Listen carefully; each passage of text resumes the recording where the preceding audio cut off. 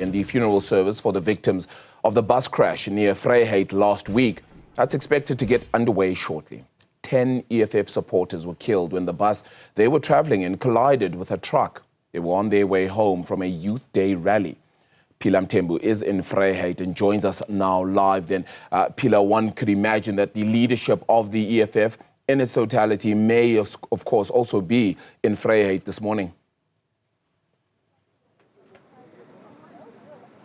Absolutely, Arabile, and they've already started trickling in, as well as the community members, also some family members, some relatives as well have already started trickling in here, as we had been anticipating for the funeral service to start at around 9 o'clock this morning. But from our observation on this end, it doesn't look like it's going to start at 9 because the bodies of the 10 deceased have not even arrived here at the venue. So we are still waiting for that particular service to get underway.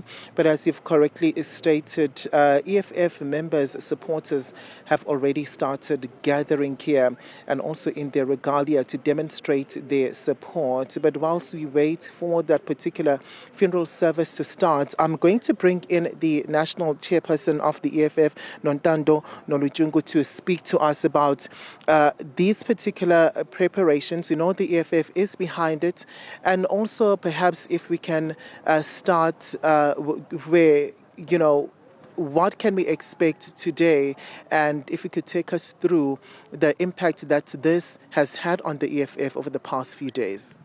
Thank you very much, Pilar, and greetings to you and the viewers at home. Yes, indeed, this is a very sad day for the EFF. As you will recall that in the 12 years that we've had rallies, we've had occasions, and people will be traveling from afar. This has never happened before. It is the first of its kind in the EFF. So we are very sad of what has happened, and we are hoping that in the future we will try and do our best so that it does not happen again. Although that it was beyond our control, but we will try and put measures in place that it never happens again. Do we have an idea of what measures those could be?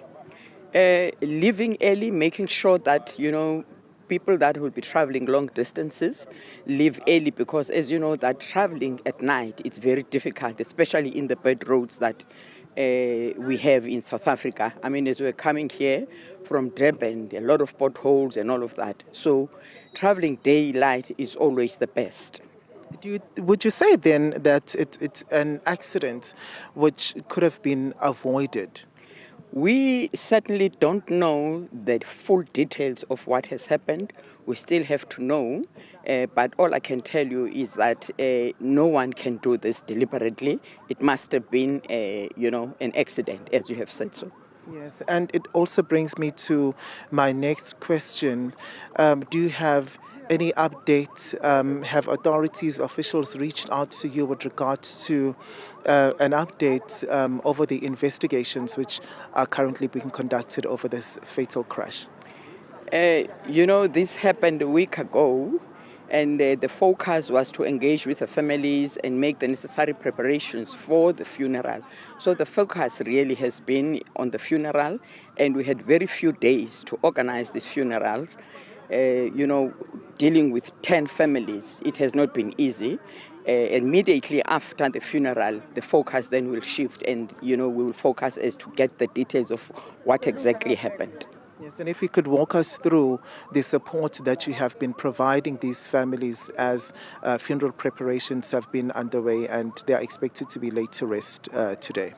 Yes, we've got 10 families altogether, but one family was the child of the driver, son of the driver, which they requested that they have a private funeral, but we've given them all the support that they needed, which is similar to all of the other families that will be coming through here today.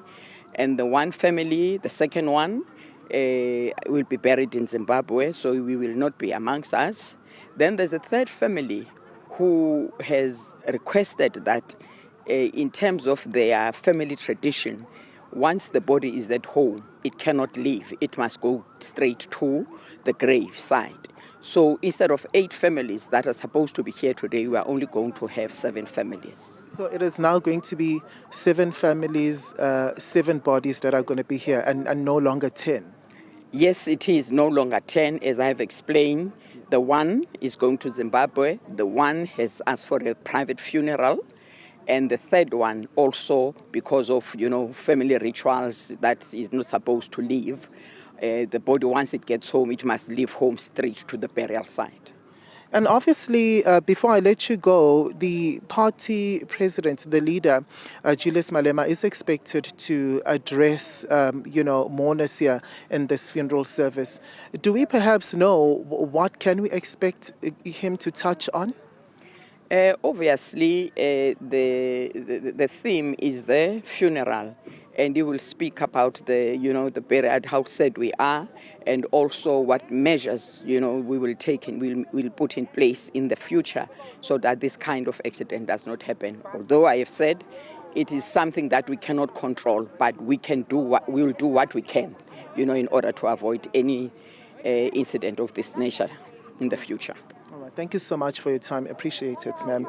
And that was the EFF National Chairperson, Arabile, speaking to us with regards to the preparations and the support that they have been offering the affected families. So from what we got from that conversation, it is now no longer going to be 10 bodies that we can expect to see inside that hall for that mass funeral, as the 3 families have asked not to bring their loved ones here. She also mentioned that there is a family that needs to conduct a burial in Zimbabwe. So we can expect to see now 7 bodies, as well as the party leader, Julius Malema, touching on issues around what is it, they can do to prevent such horrific accidents from happening, especially when it happens at a time where supporters have come from the party event. So those are some of the things that they're going to be looking into, but making it clear that they're incredibly saddened